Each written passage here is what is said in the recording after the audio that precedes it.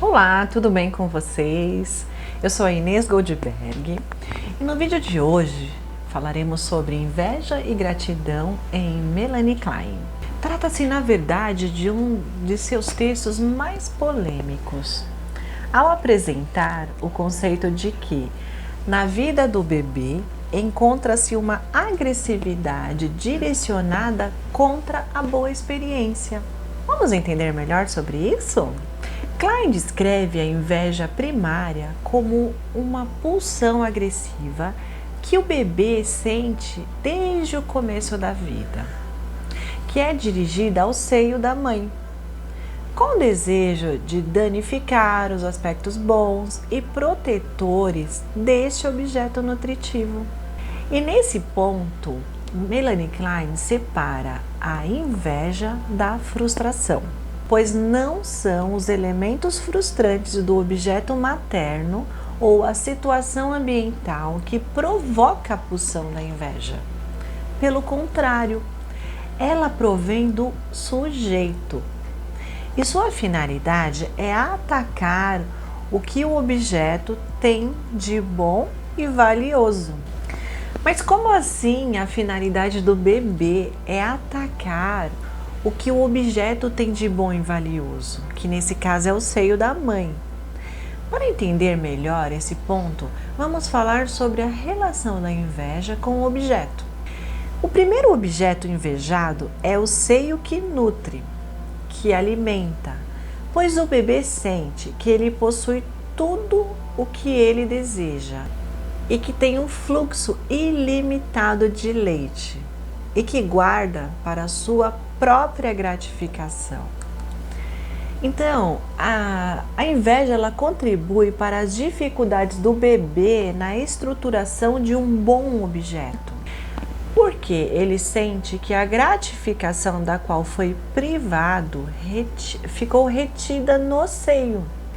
Quando o seio priva, ele se torna mau, porque retém para si o leite e o amor e os cuidados associados com o seio bom.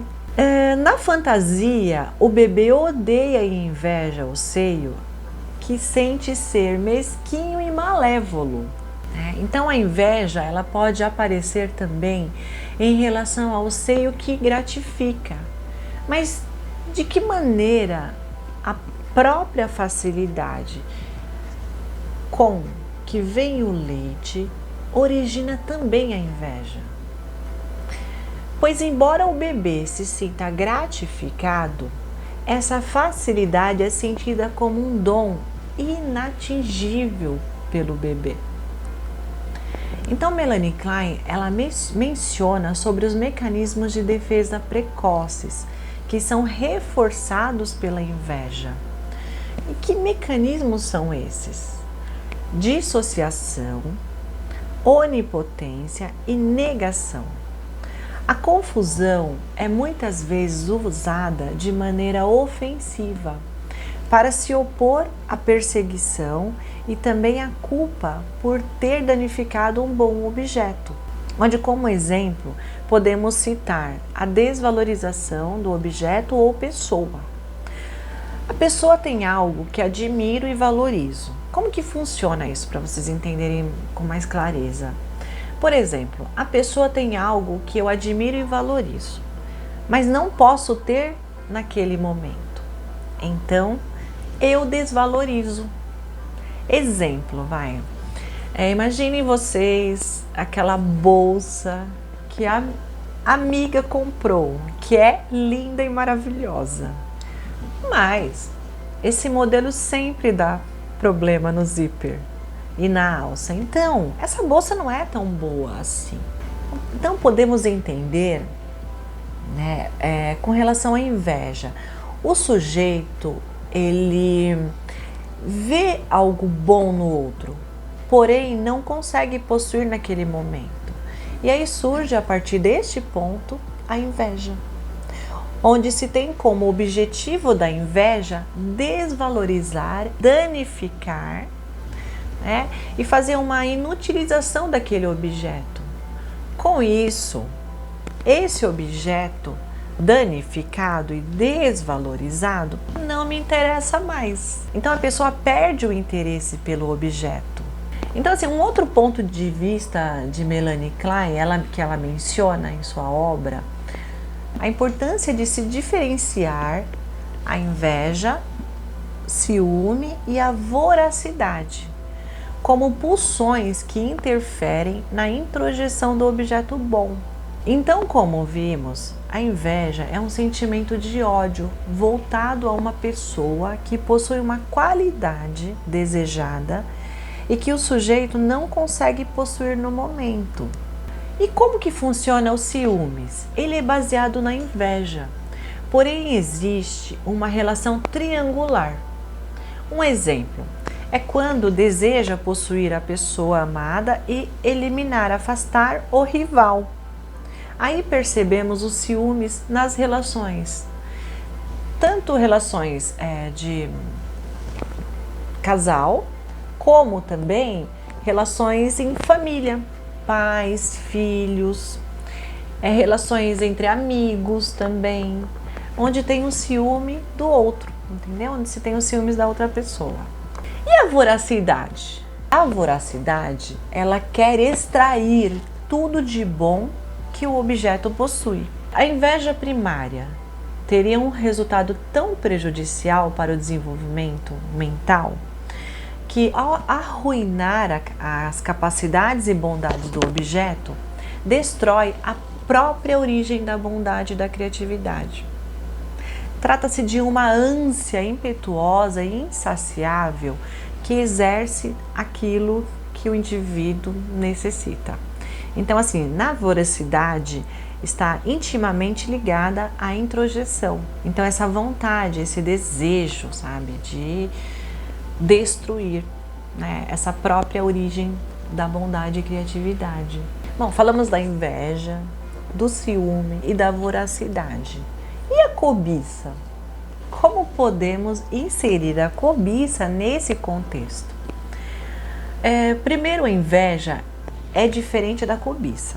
Na inveja, por exemplo, deseja-se aquilo que é do outro, que eu admiro, mas que eu não consigo possuir naquele momento. Mas de uma maneira muito particular, um exemplo, se eu tenho uma linda orquídea, o invejoso vai desejar a minha orquídea.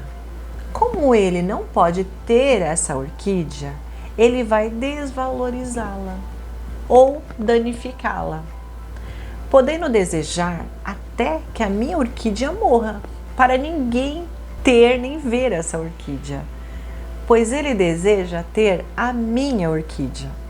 Aquele que cobiça é um indivíduo que deseja ter uma orquídea, mas não necessariamente precisa ser a minha. Então ele não deseja ter a minha orquídea, ele deseja ter uma orquídea. De uma forma geral, podemos dizer resumidamente assim: o invejoso deseja aquilo que eu tenho de bom. Como ele não pode ter, ele vai querer desvalorizar ou destruir o que eu tenho de bom. Aquele que cobiça deseja algo igual ao que eu possuo, mas não exatamente o que eu possuo. Entenderam? Então falamos até aqui sobre a inveja. Agora vamos falar o outro lado. Vamos falar sobre a gratidão. A gratidão, ao contrário da inveja, é um sentimento que permite que se tenha acesso a coisas boas do outro. Aquele que é grato, ele reconhece no outro algo que falta em si e nem por isso tem uma baixa autoestima. Muito pelo contrário. Feliz é aquele que sabe suas faltas e sabe buscar isso no outro, mas não de uma forma destrutiva, mas como resultado das trocas normais de um relacionamento bom. Então, quando nos relacionamos em sociedade, no trabalho, no namoro, um casamento, buscamos que os outros nos complete em nossas faltas básicas. Podemos, nesse sentido, entregar para o outro o fruto de nossos dons, que podem cobrir a falta do outro. E o outro, da mesma forma, conosco, tornando-se uma vida muito mais feliz, muito mais produtiva.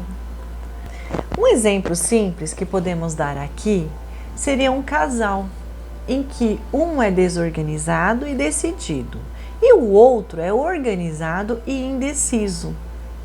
Juntando tudo, temos um bom casal, desde que haja respeito mútuo em relação às diferenças. Nesse caso, pode aparecer a gratidão. O invejoso não consegue isso. Pois no caso do casal, que a gente acabou de falar, não poderia haver a troca.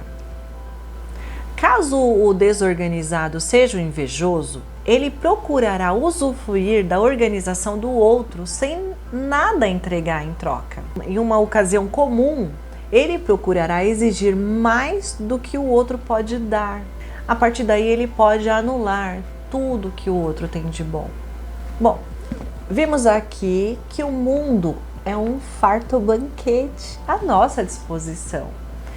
Quando não conseguimos usufruir dessas coisas boas, a inveja muitas vezes é a vilã dessa situação. Um outro ponto interessante para falar sobre a gratidão é que, se ela é sentida profundamente, acaba incluindo o desejo de devolver essa bondade que foi recebida. E aí, isso tudo constrói-se à base da generosidade, da reciprocidade. Então, assim, há sempre uma ligação estreita entre ser capaz de aceitar e dar. E ambos fazem parte da relação com um bom objeto. Então, a gente falou nesse vídeo sobre a inveja e a diferença entre ciúmes, a voracidade e a cobiça. E também falamos sobre a gratidão. Espero que vocês tenham gostado. Um grande abraço e vejo vocês no próximo vídeo.